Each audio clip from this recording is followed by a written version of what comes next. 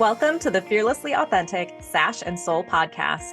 In each episode, we'll explore the power of embracing authenticity with a winning mindset and overall well-being to help you navigate life and the pageant world with confidence and resilience. I'm Rayanna Johnson, former Miss Wisconsin and founder of Fearlessly Authentic Coaching. So let's dive in. Welcome to Sash and Soul. Hey, Sash and Soul fam. Before we dive into today's episode, I want to give you a quick heads up. We'll be discussing mental health, which may include conversations about anxiety, depression, and suicide. If you or someone you know is struggling, help is available. You can call or text 988 to reach the Suicide and Crisis Lifeline, or visit 988lifeline.org for free, confidential support 24/7. Take care of yourself, and if this episode feels too heavy, it's okay to pause or skip. You're not alone, and your well-being matters. Now let's get into it. Hello, everyone. Welcome back to Sash and Soul. I am so excited to welcome a guest today on the podcast. Cierra Richards is Miss Royal United States. She has graciously said she would join me to talk about a really powerful topic today. We're going to talk about mental health, mental wellness, and receiving treatment for your mental health and wellness, no matter what goal you're going for. So let me give you a little background before I officially introduce Cierra here. I hosted the January Masterclass at the end of January, and Cierra was one of the attendees in the Masterclass. And during the Masterclass, we were talking about our 2025 vision and setting goals.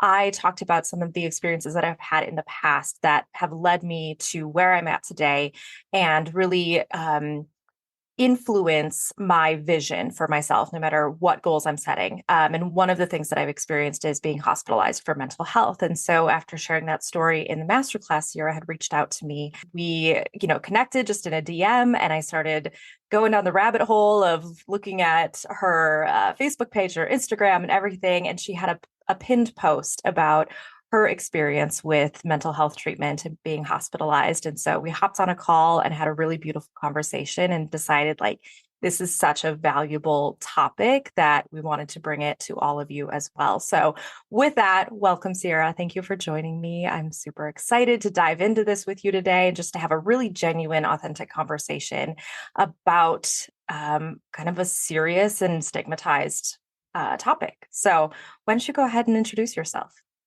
Thank you so much for having me. Yes, as you said, my name is Cierra Nalani Richards. I was born in Hawaii, but I grew up in Washington State.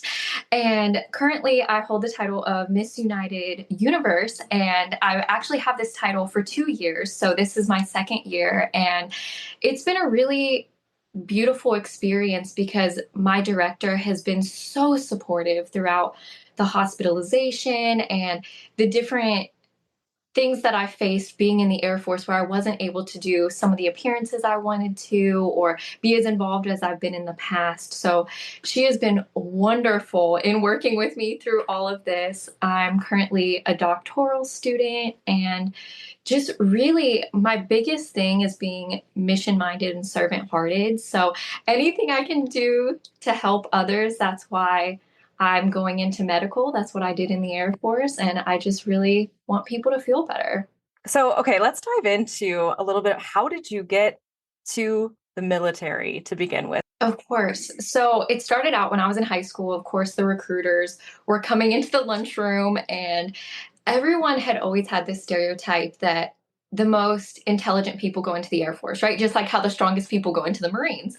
So I always wanted to go into the Air Force. And it was something that I was trying to pursue, but it wasn't wholeheartedly at that point because I didn't know what career path I wanted to go into. At that point, I was like a lot of people where I kind of assumed that the military was just going to be more of that almost infantry style job. I didn't realize that there's so many career opportunities in the military. So everyone was telling me get your degrees first and then go in. So, within those 9 years from high school and joining, because I joined much later than most people, I earned my master's and I had all of these wonderful opportunities studying abroad and having all this vast career experience. And then it was right before COVID that I thought, okay, this is a dream that I had and I want to fulfill it. And so the Air Force unfortunately wasn't calling me back. And so I tried to sign up for active guard and reserve. And of course, there is the stereotype that the Air Force isn't the most communicative because it's one of the harder branches to get into. And so at this point, I knew that there was a Navy recruiting station just about 30 minutes away. And I put in an interest form online and I was just so eager that I ended up calling them right after I put the interest form in. And I told them, ship me for anything. I don't mind what job, just whatever leaves the soonest. I'm so excited to join. I think this is really the next step for me. And we went in there, we spent hours, me and my dad, talking with my recruiter, and they were just very fun loving and real. And that's what I think I love so much about the Navy side is it's so authentic. And so I ended up going through a bunch of tests. I think it ended up being like 22 tests. I was qualifying for everything that I possibly want to do. And it was I believe he's a chief petty officer. He told me, "Oh, why don't you try aviation?" And at that point, I was terrified to fly. So I thought, absolutely not. Hmm. I have no interest in that. But he really encouraged me, saying, "Well, you have really excelled in all these other categories. Don't cut yourself off from an opportunity." And so I started studying aviation and just absolutely fell in love with it. And so it was 3 days before I was about to ship for Naval Flight Officer. And the Air Force finally calls me back after 9 years. That's so wild to me. It's so wild. And like, and two, I keep thinking like, man, like it's like the second that you kind of release the thing that you want the most and you start kind of going in a different direction, exploring other options, it's like that opportunity pops up. It's like when you lost your keys and you feel like you've searched everywhere and it's like when you finally give up and stop looking, then they just like show up on the countertop. It's like to me, it's that kind of a concept. And I don't know if that sounds crazy, but for me, that's like law of attraction, manifestation kind of energy of like, let it go, release it, it'll come to you. Absolutely. And I think that with people too, like if we have that anxious energy trying to attach to anything, that's when we're going to have that opposite magnetic repelling, right? Yes. You really want to just say, if it's for me, it'll come to me. Going into the Air Force side, really, I didn't want, my biggest fear was that I would feel that I was settling if I didn't go for what I wanted first. Yeah. And so I didn't want to have, whether it be a great or a negative Navy experience, I didn't want to constantly be comparing it to what my Air Force experience would have been. Right. So I went into it thinking, okay, the Air Force is giving me a chance. Let's go Air Force. If I don't like the Air Force, I can always join another branch after. And so I switched to Air Force 3 days before shipping for the job that I really wanted. And I just told them, I want to go open general, whatever you want to ship me for. And so I actually went through all of training. And by graduation day, I think it might have been maybe the day before graduation because they were supposed to tell us a couple weeks beforehand, but they didn't know. So it was like the day before graduation, they finally told me my job and they told me I'd be going into aerospace medical services. And I thought, that sounds amazing. Of course, I want to do Hmm. that. Like, this is great. And of course, there again is all these stereotypes about how medical is the best job. Everyone wants medical. And so I was excited, but it was also I would say almost serendipitous that I had avoided medical my entire education leading up to that because I have so many friends and family members that are nurses and in the medical field. And I think I just had that thought that like I wanted to be different, right? Like Hmm. I didn't want to do what everyone else was doing. I wanted to forge my own path. And so I really avoided medical. And then the Air Force brought it to me, which like we're saying, once you release Hmm. it, it'll come to you, right? Yes. 100%. Well, and it just, I think from the short time that I've known you and the just, brief conversations that we've had, like this desire to be different definitely Yeah. seems like it is a part of who you are. And it's such a beautiful aspect of who you are. And probably, and we're going to dive into this too, but like probably one of the reasons that you dove into pageantry and continue to, strive for that self-improvement and like you said, like forging different pathways for yourself on your journey. So I think that's beautiful. I think you definitely need to like own that part of who you are. And I appreciate you saying that because, of course, it can be very hard when you feel like you're not necessarily fitting in like that perfect puzzle piece, right? And Right. that was one of my struggles, I would say, in the Air Force is Mm, I became such a people pleaser because I wanted to fit in so much. And I feel like my personality almost changed 180 from who I was before the military, mm. just because even though in certain aspects I feel like I was supported. For example, when I was in training, you're not supposed to be able to take leave for anything, but they allowed me to compete at nationals. And Oh, so wow. yes, right? Okay. So there was certain aspects of great support and wonderful people that I met that of course wanted the best for me, but then there was also a lot of fighting the negative pageant stereotypes. I mean, Hmm. when I came into my first station, I wasn't going to tell anyone of my title because of course I didn't want them to think that I wouldn't be stereotypically not strong enough, or that I'm just here almost as maybe here not for the right reasons is what I was scared of. And so I came in, I was just trying to be this very humble, people pleasing nurse. And what happened was, I think a lot of people, once they saw like my social media or I was open about what I had done and what I was really, I think in pageantry, we are excited to talk about what we've accomplished because we know how hard we work for it. But on the outside, people just see maybe the crown and they think we just get these opportunities, right? But the truth Right. is, we have to work so hard. So, of course, I'm going to be so excited to share these things. And I think there was that disconnect there in that if I was coming in being so excited about something I had accomplished, people were seeing it more as arrogance or seeing it as me trying to distinguish myself from them. And so then I would backtrack and try to people please and try to really just fit the mold and try to hide all the parts of myself that made me who I was before the Air Force. It is so crazy that you are talking about this right now because last week's episode was about humility versus confidence. I And know. yes, and like and trying to figure out how do we disconnect our perception of what we think other people might be thinking of us or the way that they react to us and then have to like change ourselves and change the way that we are talking about ourselves and like becoming more of that like I don't know, it goes beyond humility when you have to really close off specific parts of who you are.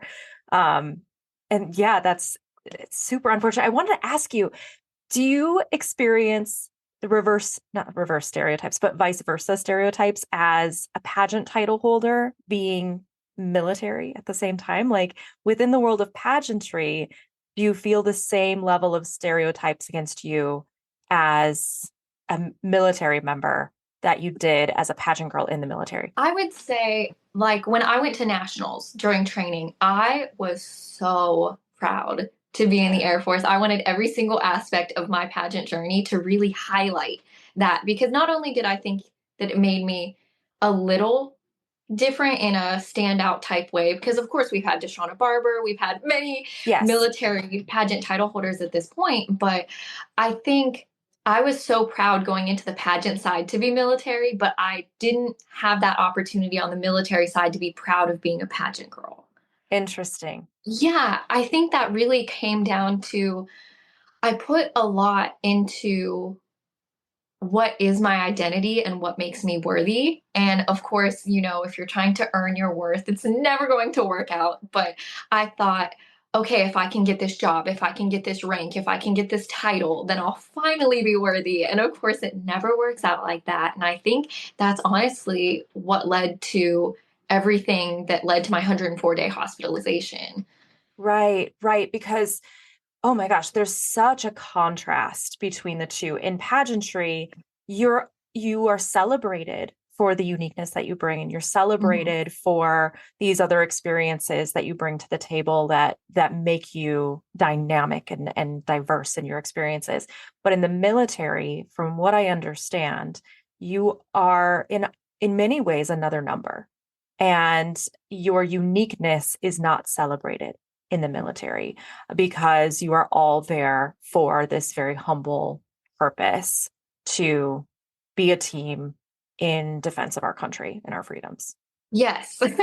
I would say that is probably the biggest thing I've struggled with in the Air Force is I came in with so many aspirations. Like when I was in family medicine, I wanted to be in pediatrics. When I was in pediatrics, I wanted to be in immunizations. When I was going to like hopefully go to immunizations, I was also wanting to put in this package for the rated preparatory program so I could fly. And it's because I knew from my pageant experiences that I could do everything, right? Like I'm very, I would say, I don't stop myself from any opportunity because even if it doesn't go how I hoped, at least I know, right? So I'm not saying that I'm extremely talented or anything like that. I just know that once you try things that you may not have, that's where you find your passion. And that's exactly what happened with aviation. That's exactly what happened with medical. And so I think my, yeah, biggest struggle was when I was on the civilian side, I could always make things happen, right? Like I could work for it and I could attain it. But in the military, it's really tough having just a bunch of no's with no explanation. It's like, I have this opportunity. I lived about 3 hours from LA, and I told my supervisor, I have this opportunity to do this amazing photo shoot in LA. And it was just a no, no conversation, no explanation. And that was always, I think, the hardest part for me because coming from the pageant side, I think we're just movers and shakers and we make things happen. That had to have been such an exhausting and daunting experience for you. And the other thing that I remember you mentioning was that you were bunking with a lot of people that were younger than you. Yes. So I think it did really impact my Air Force journey joining later because, of course, I'm in a spot where I want to work on my doctorate and I'm just at a different spot in life. And not to shame or blame anyone else for their different spots that they may be in, but I didn't want to be partying late into the night. That was never my scene. I wanted to go home and read a book and go to sleep at 8 because I knew I was going to wake up at 4. I was not the kind that wanted to constantly be going out with people. And there would always be these barbecues, these loud barbecues outside my window. And it was a challenge because I could appreciate why people wanted that more social and fun atmosphere. But my mindset was I have things to accomplish and I need to stay focused. So if I'm coming home, like I want not complete silence, but I want a peaceful environment so that I can study and so that I can learn, so that I can be better for my patients. So you're in the Air Force, feels like Groundhog's Day. You are, trying so hard to climb the ranks and to be the best that you can be within the Air Force and for the Air Force. What happened? Like how did things kind of start to head towards the hospitalization? Yes, absolutely. So I think that because my worth has always been based in achievement, I doubled down and burnt the candle at both ends because for every no that I received, I would just try to find a new avenue to accomplish something else. So if I was told, oh, you can't be an immunizations backup technician at this time, totally fine. I'll come back to it, but I still have to be working towards something because that's just my personality. I can't stay stagnant because that's when I get in my head. But as long as I'm constantly working towards something, that's when I'm really able to just put all of that, what could potentially be negative energy, into something productive.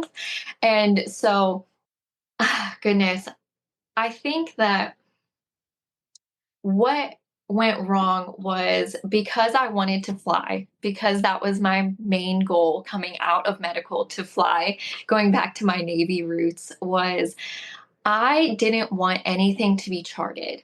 So when I started feeling very anxious or started to experience those depression symptoms, what happened was I doubled down on we're just going to internalize that and we're going to try to be productive in other ways. And what I found was the more I ignored it, the worse it got. And I tried to do everything I knew to do. I would be watching all kinds of self help videos, listening to every podcast I could find on self love, reading every self compassion book, just doing everything I could that wouldn't alert the Air Force that I was having issues because I didn't want them to think that I wasn't in a duty ready condition just because I was working so hard to be the best that I could be. It was during that time that I'm still trying to do some of the things I love. Like I would go flying all the time, not through the Air Force, but just on my own time, civilian side.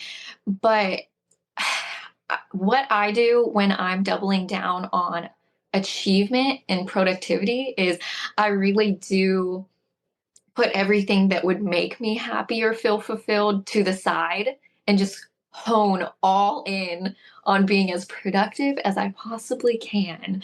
And it was Which at is a recipe for disaster. yes, absolutely. I know. That's even how I am now being in school. I will tell myself things like, well, if I watch 30 lectures a day, then I can be ahead and I can take the test by this date. And it's not realistic, but in my head, it's all about getting to that finish line. And I really struggle with being mindful in the present moment. Yeah, I think that's such a common experience for anyone that is driven, anyone that is goal oriented, anyone that, values achievement so much for themselves. Like that makes perfect sense. I don't think there's any shame in that by any means. It's just a matter of really understanding that aspect of yourself and figuring out how to find that balance and prioritizing that balance, which is just something, we all learn as we go through it. Yes. So I started speaking with the chaplain, and it was mainly because there was supposed to be full confidentiality. And so, again, I didn't want anything charted. So I figured, great, let's get a spiritual perspective and let's find almost a counseling type service, but not in a way where it's going to be marked on my record. Oh, she was seen by mental health, because then, of course, they would assume that you're a flight risk. And then why would they send you to a rated preparatory program or anything of the like? So it was actually a day, it was a Sunday because I had went to church that morning. I had just messaged the chaplain and I told him, like, I'm just feeling completely hopeless. I don't know what to do. Like, I feel like everything that's worked for me for 26 years before that wasn't working, where I double down on working harder or just trying new avenues. And his idea was, okay, well, let's meet up, let's talk. And we did. And then he said, why don't we just go to the ER? We'll see if there's a physical reason that you're feeling this way. And then you can go back to work tomorrow. It was a Sunday night. And so at that time, I was thinking, yes, of course, that makes total sense. Like my labs could be off or anything that would be causing this. Like I trusted wholeheartedly that I was going to go to work that next day, and it did not turn out that way. What influenced like your decision to go along with going to the ER? He actually brought up, like, what if this was physical? I don't think that I was really thinking that that could be the reason. I really did think that it was more mental health. But when he said, what if there's a physical Mm, reason? I thought, this is perfect. If I'm getting checked out for a physical reason, it doesn't stop me from doing what mm, I want to going forward. There's yes. no line across my application of, oh, we can't have her because she has a history of mental illness or anything like that, which is still so stigmatized in the military. Of course, we Right. talk about how it's gotten better on the civilian side, but Yeah. there's a lot of problems that I guess snowball once you start seeing mental health in the military. But that's the other side of that is it stopped me in the way of, okay, now I can't fly. But it also is something that if you need that help, you need to seek that help. And I think that's the best thing is keeping yourself safe and healthy over anything because I was completely ready to just give up my health completely for the opportunity to fly. And that wouldn't have been beneficial even if I would have earned that opportunity. I wouldn't have been in the proper healthy space to thrive like I wanted to. Right. So your trip to the ER had everything to do with let's look at everything, from the inside out of what could be causing, the elevated stress, the, other, mental health things that you were experiencing. My experience going to the ER had everything to do with I was suicidal and I was in a very dangerous space for, being at risk to myself. And so it's fascinating to me the differences in the urgency between our two stories, that it was dire that I receive support immediately. But when I hear your story, I just get brokenhearted because it just adds to the stigma and the fear of talking to someone to seek that help. And I can understand and appreciate if, within the military, it's a lot of, well, this could be really catastrophic because Mhm. of the rates of PTSD and suicide that we see amongst veterans, that, the response is, maybe a little heightened because of that. Mhm. But for the circumstance that you were in, that's so disheartening to me that that was your experience. Mhm. So, okay, let's dive back in. So you go to the ER. Yes. And at this point, I had no reason to believe that I would be having this extended stay. So I asked the chaplain to stay with me the entire time, and he did. He was wonderful. And where everything changed was I remember him telling me that he was finally going to go home because, like I said, it was a Sunday night. He had to work the next day and it was late. It was probably around midnight or something. I can't really remember. And so I thought, like, okay, yeah, totally fine. I'll be home soon or in a couple hours. I'll be going to work the next day too. And then as soon as he leaves, they're escorting me out. And I'm thinking, my car is this way. I brought my car because I'm thinking I'm going to work. They're escorting me out the other side of the building. And what they're telling me is that for any mental health concerns, military side, not only are you going to have this 72-hour hold, the 5150, but you also have to go into basically an inpatient program. And so it's not like the civilian side where it's just like the stabilization and then you get to go home and be with friends and family. Like I was absolutely shocked that when I went in, I didn't feel like I was exhibiting any signs of needing immediate help. I mean, I knew that it was more of a chronic thing at that point. It wasn't an acute that I'm like you said, disassociation or Right. anything that was very like in this moment we need to stabilize. It wasn't But critical. You weren't in a state of crisis. You weren't at risk to yourself or to anybody else. yeah, it was just this I don't even know how to describe it. It was a whirlwind Hmm. because yes, I knew that I was not in a healthy place, but I didn't think that the action they took was beneficial in that it was more traumatizing to me to Yeah. be taken away from my car. Of course, when you're going into inpatient, like you're strip searched, you have no Yep. access to your phone, you don't have Right. anything. They put us in scrubs, which was funny Yeah. because I thought, like, oh, okay, well, I guess this kind of lends to my job, right? I was trying to Right. make any kind of Feels connection of familiar. like, yeah. And I just kept thinking, like, okay, so I'm fully compliant, I'm fully emotionally regulated. they're going to let me go. This is just like gone way too far. There was a misunderstanding. And so basically, what happened was when I first received care at Dignity, it was going to be a 72-hour hold. And they told me that I would speak with the doctor in the morning, and then they would decide what happened. At this point, I still didn't know the whole inpatient side of things. So I just thought, okay, I'll speak with the doctor, then I go to work. I just wanted to get to work. I wanted to see my patients. I really just did not want to be in that situation anymore.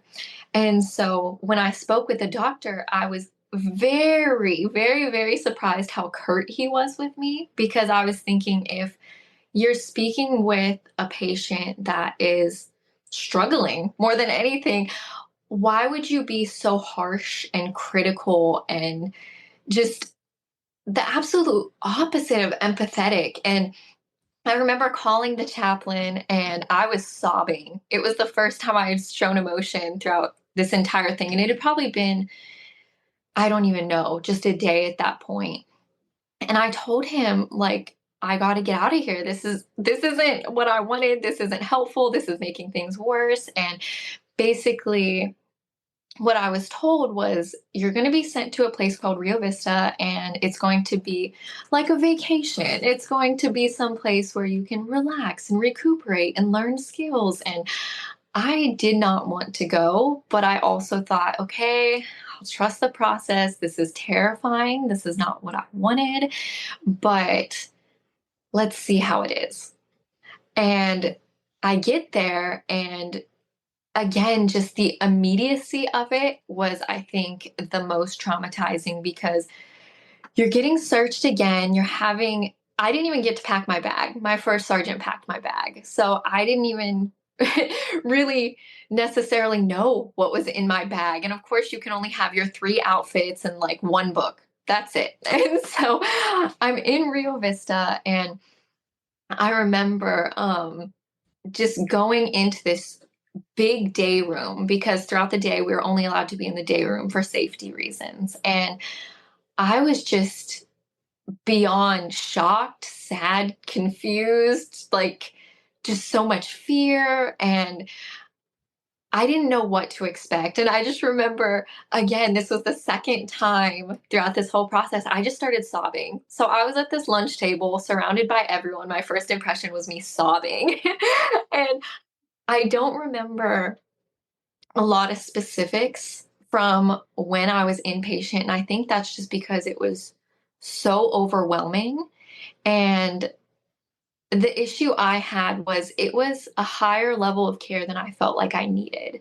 And so I was in a space where people were detoxing or experiencing active psychosis or these other issues that I wasn't suffering from. And so it was really scary to be put in a situation that I had never been in before, because maybe if I had worked more on the mental health side of things, I would have understood more, because I think I did learn a lot. Like, before I went to Rio Vista, I knew absolutely nothing about psychosis. And now I have just the most immense empathy, because I would be speaking with these patients and they would be just as sad and frustrated, because they're saying, I'm here for this issue, but I don't believe I have this issue.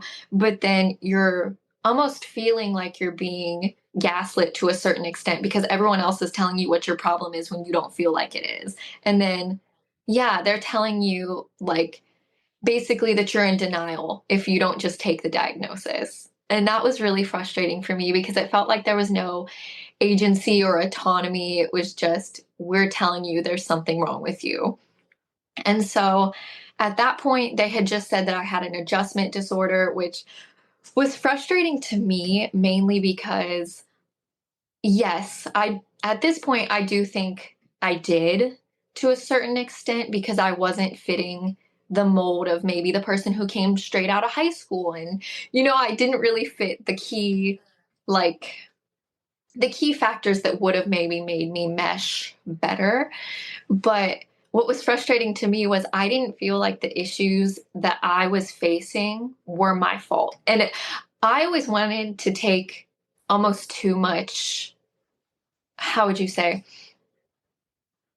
I wanted to take the blame for things because then I felt like I could fix it, right?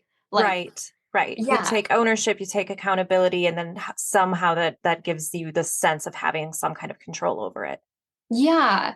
So I was thinking, like, okay, even though I don't feel like my, at this point, my sleep was interrupted because of the environment. I wasn't eating as much. Like there was a lot of other concerns that were compounding. And I think that that's something that I've always struggled with was if you think of Maslow's hierarchy of needs, when I'm focusing on those top levels, I completely neglect the basic levels. I'm Mm. not focused on, did I eat today or did I get adequate sleep to watch all these lectures? I'm just focused on, we're going to accomplish. Right, right. Yeah. And I Yeah. think that's a common thing, right? Like I could if Yeah. I'm really zoned in on something, I hours will go by without realizing it. Absolutely. Mhm. Yeah. So I spent my time at Rio Vista. Unfortunately, I felt like it made things a lot worse just because I didn't feel like I received necessarily therapeutic care there. I felt like in that specific situation, they were more focused on heavily sedating people than actually helping them with the Mhm. issues that may have brought them there. And so I came back to base, and at this point, they were having me go to the hospital in Santa Maria, about 30 minutes away, up there, like Monday through Friday, just to make sure that everything was good. They didn't want me going back to work because they said that would be more traumatizing. But I don't think that they understood, again, because I didn't fit that stereotypical mold, that going back to work would have been the most healthy thing that could have happened to me because Mhm. it would have given me some semblance of normalcy Yeah, the instead of, stability. Mhm. yeah, instead of something happened and now everything's changed. So I So was going, this program that you were in was like an intensive outpatient program? yes, Okay. yes. So that's when I was going to Balance Treatment Center, and I met some of the most incredible people there. I can't Mhm. even say enough about the patients there because most of them were actually from my base. We had like maybe two civilians, but I was just shocked at that point on how everyone that I met throughout that situation, they felt the same as me, where they're saying, this was taken way too far. Yes, there are concerns and they should be addressed, but it really didn't need to be to this level. And Mhm. so at this point, most of them were saying that they were getting med boarded. And that was my biggest fear. I didn't want to get out of the Air Force at all. Mm. That was Okay, not my define goal. what that means in layman's terms for those of us that don't understand what med boarded Yes. is. Basically, it's just the military's way of saying that you have a medical condition that makes you not necessarily fit to fight. So, if Mm. they're saying, and it could be physical, it could be mental, it could be any kind of medical condition that basically will impact your service. And so, my whole goal, of course, was to get back to work. I did not want to get out of the Air Force. So, it really scared me hearing all these people, but it also oppositely gave me peace in the sense that they were very pro getting out because of all of the things they had suffered throughout their service, that it did give me for the first time the perspective that getting out wouldn't be the end of the world, right? That Okay, even that if it wasn't what you wanted, there were benefits. Like sure. you would still get your GI Bill, you would still get all of these benefits, but it would just be very different than being active Mhm. duty. And so it wasn't even a month into being into Balance Treatment Center that, again, I spoke with the chaplain. He knew everything that happened at Rio Vista. And I told him, like, I'm experiencing like these flashbacks. I'm experiencing where just certain things are so overwhelming. Like I would walk into the commissary and everything would be too colorful and it would just literally take my breath away. Like I was just Mm. overstimulated, overwhelmed. And I kept thinking that I was still in Rio Vista and I was going to wake up and still be trapped, if you can. Sure. Yeah. Yeah. So Yeah, Basically, in a space that didn't feel safe yeah. or helpful to you, but that you had no opportunity to get out of it. Yeah, and I mean, being medical, I knew about AMA, so leaving against medical advice. And so, of course, when I was at Rio Vista, I asked, like, can I leave? What do I need to sign? What can I do? And basically, I was told, you don't have agency here because you are government property. They decide when you leave. Okay. And so I just had this reoccurring fear because I wasn't in that normal space of being back to work, like that I didn't know where I was. It was such a limbo. And Sure. so basically, I had just how we were talking about disassociation, just this moment where all the like sadness and anger and fear and everything, I just shut off. I felt Mm, nothing. I was just, I don't even know how to describe it. I think it's almost worse than when I was sobbing or anything like that, because when you're in those moments, I feel like there's a greater chance that you feel like you'll get through them. right. But when you're shut down, you just think there's nothing you can do. There's no logical thinking because it's all emotional. Even though you feel no emotions, you're so far on the emotional side. Exactly. You're so dysregulated that Yes. yeah, it doesn't when you're sobbing, when you're sad, when you're angry, there's still some semblance of power in that Mhm. that sense of aut autonomy in your sense Yes. of self. But yeah, when you are in that dissociative state, it can very much feel just kind of stuck Yes. and empty. And yes. So it was about 1 week until my birthday, and my mom was going to fly down. We were going to watch Miss USA in person because it was in LA.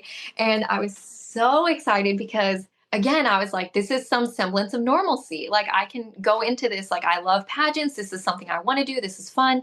And so, this whole entire time, they had approved my leave, saying that this would be good for me because this was something I loved before the military. And then what happened was I went up to my first sergeant's office thinking, yes, things are turning around. I'm going to get to go back to work. And basically, they said that there was a concerned coworker and that this person had said that they believed that I was going to take my life. Not something that I had told any concerned coworker. They wouldn't tell me who made this comment. They wouldn't tell me necessarily why this was coming up now. Like, I thought that things were going in a positive direction, and then I got hit with this. And there was a lot of things that I feel like the Air Force handled extremely poorly in that situation, because if they truly believed that that was the case, I don't think that I should have just been sent off on my way to go to balance that day. And they did. They just told me that. They said my leave was retracted. My mom can't come. I'm not going to Miss USA because of this comment by someone that they won't tell me who said it. And basically, they just told me, go to balance. Like, it is what it is. I went into that complete overwhelmed state. And for about the next 4 hours, I don't remember anything that happened. I find myself in Monterey, which is very far from Vandenberg. And I remember calling the chaplain and I told him, like, oh my goodness, does this mean that I'm AWOL? Like, what does this mean? I'm like so freaked out. Like, I don't know what's happening. Like, this has just gone You above and drove beyond. yourself there? Yes. Okay. Okay. Yes. Yes. In this complete state of overwhelm where I don't even remember it. I wasn't, Sure. I mean, it might have been racing thoughts, but I just feel like I wasn't even thinking, Right. honestly. And so basically, that whole situation again was handled so poorly because they were like, well, you have to come back. And so rationally, I was thinking, of course, yes, I have to come back. But the fear in me kept me from wanting to go back because I was so scared of the consequences. And so they weren't telling me what was going to happen when I came back. And of course, I'm already in this state of overwhelm. My mind is going a million miles per hour that anything could happen because of what just occurred. Like, things were only going to get worse, was my just spiraling thoughts. And so anytime I would start to drive back to Vandenberg, I would either stop or I'd turn around just because I was so fearful, just absolutely overcome with fear. And so at one point, I remember I did start driving back. I was about halfway home. I had been up there most of the day. And so I was driving home, and that's when they actually had California Highway Patrol detain me and sent me to Navidad for treatment. And that was scary within itself because, of course, I've never had any kind of experience with law enforcement or anything like that. So I went to Navidad and I just kept asking, like, can I call my first sergeant? Can I call my mom? Can I call like anyone? Like, can I just speak with someone? And they kept saying not until I was seen by the provider. That took about 24 hours where I was just sitting in a completely empty room with nothing. It was just a bed, nothing else. And so finally they said, like, you'll be transported back to Santa Maria. So I actually ended up back in Dignity, which was the place that started it all. And they told me that they were going to send me to Utah. And I just kept telling them, I can't go inpatient again. I can't. That experience made things so much worse. I cannot go back. And they're like, telling me that this place is so much different and so much better. But at that point, I had no reason to believe it. And I go into Strong Hope. So they had someone from base come and fly with me. And I go to Utah, and my first couple of days were really rough. Very, very rough. It was, I would say, a 180 from Rio Vista in that it cost less, but the impact was so much greater. And I don't know, it was just the difference of being in a place for what you actually needed that I think made all the difference, because Rio Vista was so different than what I needed at that time. And then Strong Hope, I found just, oh my goodness, the most amazing curriculum, the most amazing people. So we were able to do this amazing programming. We'd go to the National Ability Center where you could do anything from hiking to archery or obstacle courses. It was incredible. We would do CrossFit every week. We would do yoga. We had, I think, like 5 textbooks that we would work through, and we would have these like lectures with therapists, and we would have homework. It was amazing. We were actually doing the work. And I actually voluntarily extended when I was at Strong Hope because I just loved it so much and I felt like I was getting so much out of it. But unfortunately, it was on my birthday that the Air Force called to tell me that they had decided my condition was too bad to be rectified.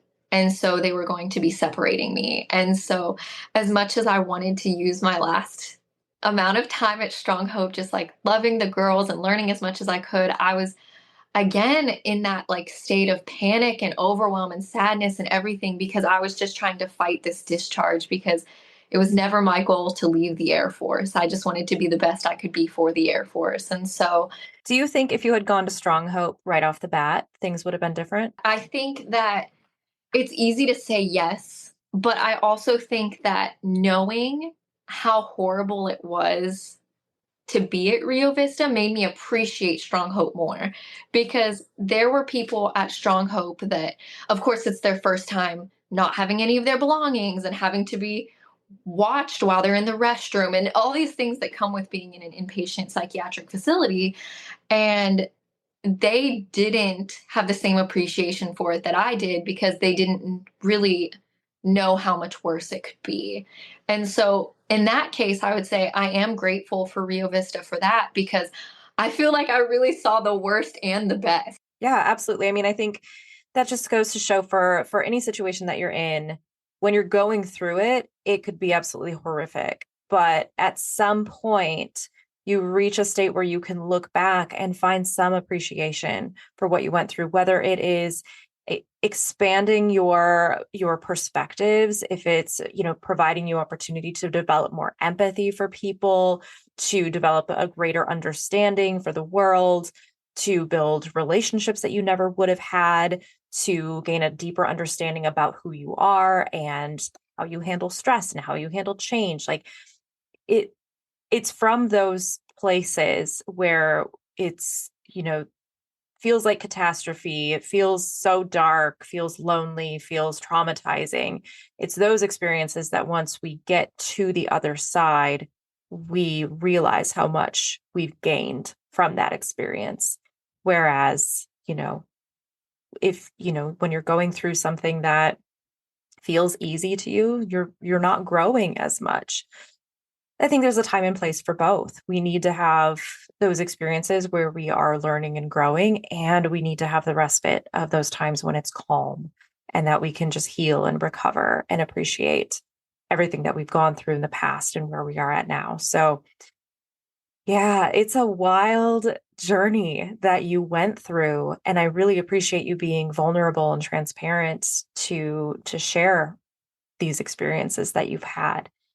How, I mean, looking back now on the other side, how do you think you will approach experiences in the future that come with really big lifestyle change or challenges, or being in a space where you're kind of stuck, um where you're not able to have that forward motion, that development, that aspirational climb that you thrive on? Like, having been through this, I mean, what do you think that experience would be like in the future? I know that I still need to work on self-compassion a lot. I would say when I was at Strong Hope, my therapist actually gave me a book on self-compassion, and I told him I didn't even know that that was a concept. I know about compassion for others. I didn't know about self-compassion. And so I think it is all about balance, having that grace for yourself, because of course you're going to be overwhelmed if you're trying to go 100 miles per hour every single day. And I think that there's like a lot of value in when you are driven having those moments where you're going 100 miles per hour, because that's when you feel most productive and excited and you're making progress towards this big goal. But it can't be all the time.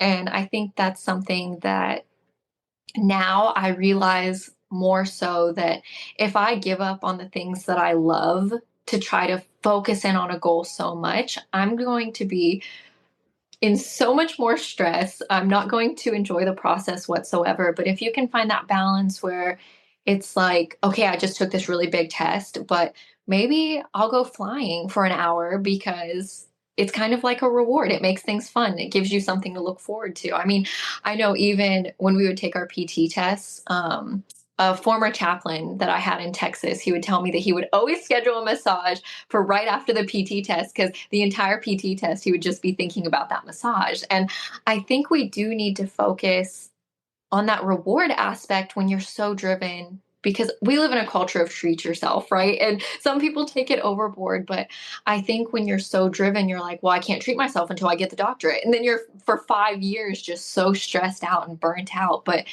finding those small wins where you can say, wow, that cardiology exam was so hard. I'm going to take a break because it's well earned. Yeah, absolutely. Finding the things to celebrate along the way, not just, the award at the very, very end, because as we know, like, there's so much joy in the journey. And once you get to that end, it's like, okay, what's next?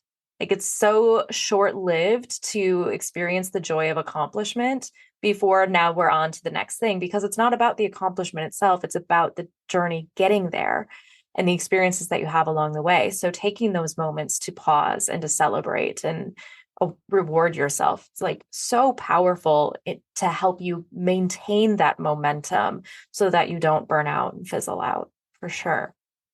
This whole conversation and the negative experiences of behavioral health, mental health treatment, can perpetuate stigma and can perpetuate the fear of actually getting help. And it's something that I've called, like, treatment fatigue. When trying to find a therapist that works for you, it can be daunting, and to the point where, like, you procrastinate or you completely avoid because it feels so overwhelming. And then, in those moments when, like, I remember being in such a state of depression that I had no energy or interest or willingness to even start looking for help for myself, even though those were the times that I needed it the most. of avoiding treatment it's you're putting off feeling better is ultimately what's happening. And so for me, like getting into treatment and maintaining that treatment and keeping up with my appointments has been everything for me in order to maintain my ability to do everything that I love in this life.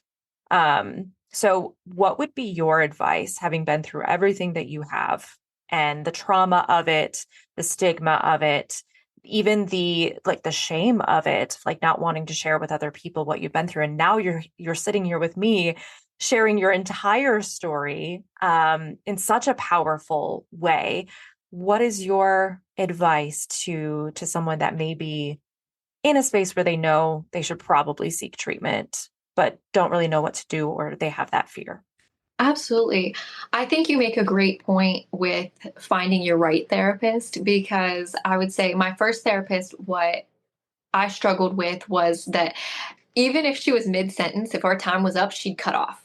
And to me, that felt very impersonal. And so I would go in there feeling like I had to rush to say as much as I could before the time ran out. And you need to find a therapist that really is going to make you feel better, not make you feel like you have to even be a certain way. I know with my last therapist when I was in the Air Force, when he would give me all this praise for getting better, I felt like I couldn't be honest about the moments where it was worse, because I didn't want to maybe let him down or seem like there was any backsliding. Because up until the day that I was separated, I still had hope that my rebuttal would mean that I was still in.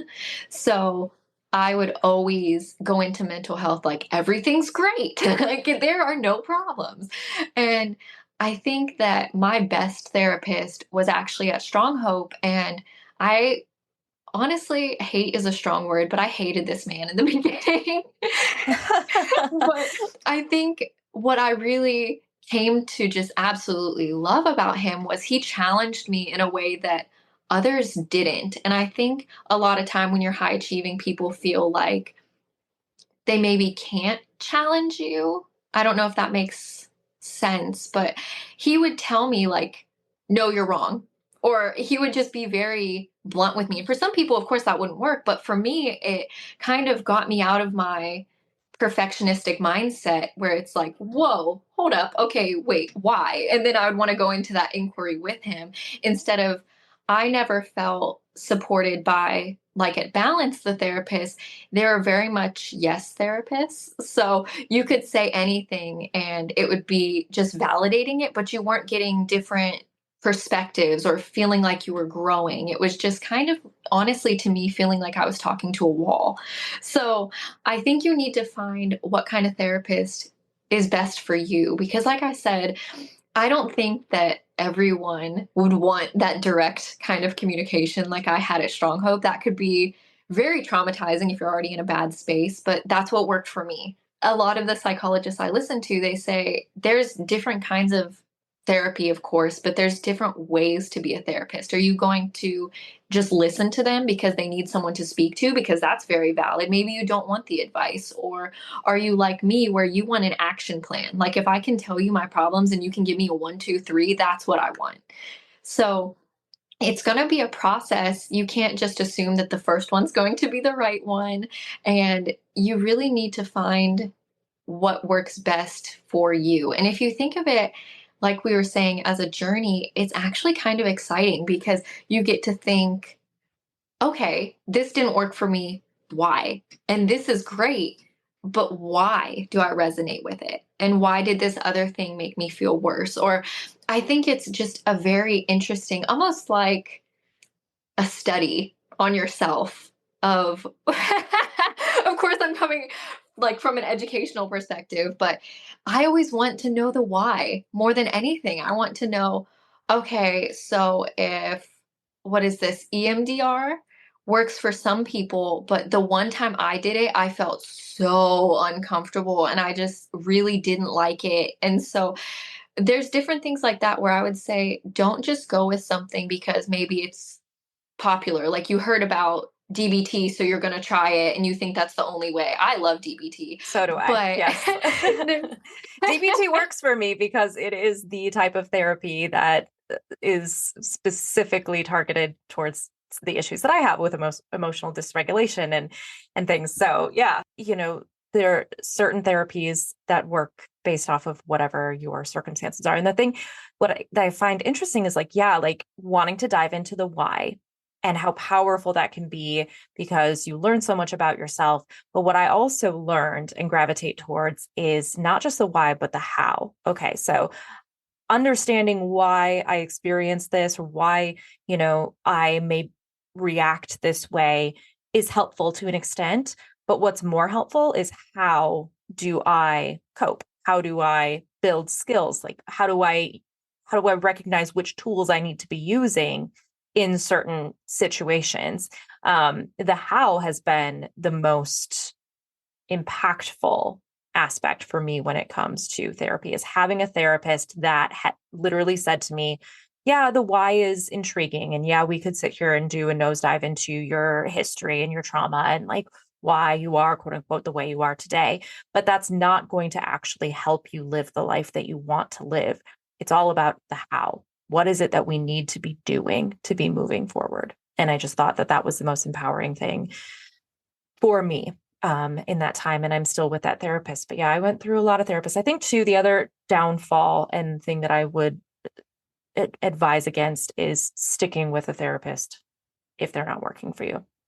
Absolutely. Mm-hmm. You need to find your match. It's like, I think of it almost like a friendship. Don't stick with someone just because they're in proximity. Right. Really find the person that's going to click with you, and they're going to make you better because they're going to make you think differently, or not even that they're changing your perspective, but they're giving you different insights. And Mm-hmm. there's just so much power in finding the person that you feel comfortable with, because if you're going to a therapist you're not comfortable with, you're not going to make progress. Yes. Okay. So as we're wrapping up here, I need to know what's next for you in the pageant world and in life. Yes, so my title, Miss Royal United Universe. We will be having our pageant this summer. And so I'm so excited to be crowning the new girls. I'm so proud of the work they've done. We're such a small system still. And just these girls are so incredible. And I think I go into mom mode because I just want to give them everything. Like, I'm just so proud of them. Like, when you see the mom at the sports game taking 100 photos, that's me with our girls. I think I'm really, really excited to finally meet people in person, and just, I haven't been on a stage in, goodness, by the time summer comes, it'll be 3 years. So even though I won't be competing, I think it's going to be just wonderful, wonderful to be in front of an audience again, of just being around these girls that are so highly motivated to be not only better for themselves, but for their community. Like, they're just doing so much for the world. And I'm just so proud of them. Yeah, absolutely. For sure. Okay. And then are you planning on competing again after you give up your title? Goodness.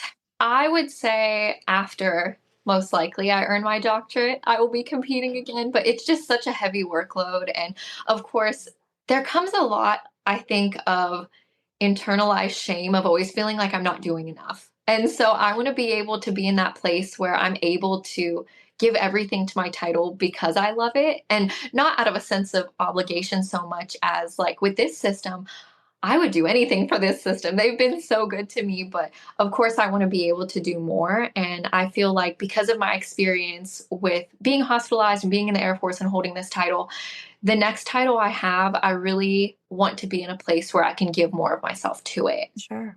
Yeah. And in giving yourself more to it, you're also receiving so much from the experience too. Yes. Okay. So you said that this organization is pretty small. So tell us a little bit more about it and how to find out more information or to get involved as a participant. Absolutely. So you can connect with me, Miss Royal United Universe, on Instagram or Facebook. Or, of course, you can add me, Cierra Nalani Richards, on Instagram or Facebook. And I will add those links to the show description so you can go ahead and click yes, right there. Mhm. thank you. And you can also just look up United Universe Productions. It talks all about what we really stand for. And I think what drew me to this pageant in the first place was there was such a broad range of categories. It wasn't just necessarily the age divisions that you expect.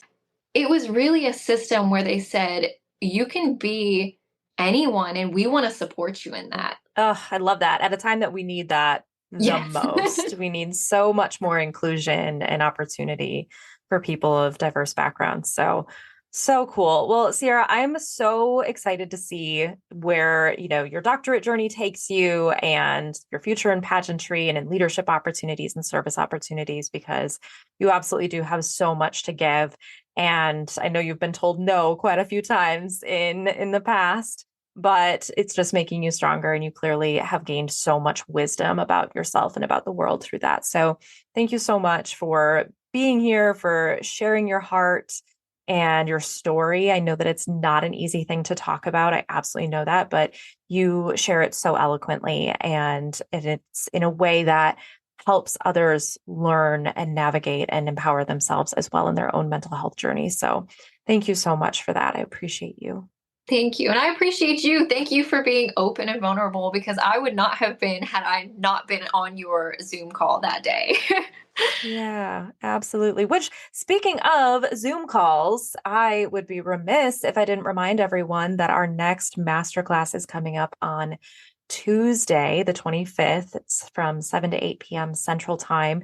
Click the link to register. This masterclass is on confidence and mindset. So we're going to be talking all about the skills and tools that you need to develop that winning mindset as you head into whatever next venture you are going towards, whatever your goals might be for this year, to really set you up for success. If you can't make it, I will be sending out the recording of it so you can at least access it later. With that, that's all I got.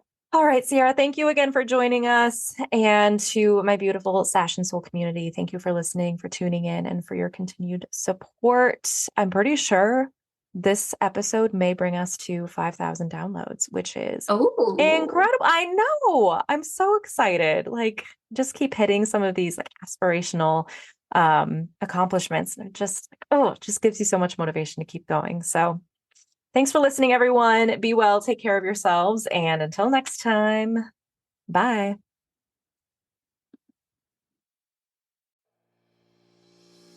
Have you downloaded the Fearlessly Authentic app?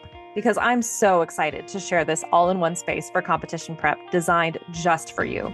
Within the app, you'll find free resources like the Winning Mindset Workshop, goal tracking, and a supportive community. Plus, sign up for a 7-day free trial of the all-access membership to explore additional resources like live coaching clips, monthly live workshops, guided meditations, daily practice interview questions, and so much more. Click the link to download for free. This is not just an app, it is pageant prep support at your fingertips.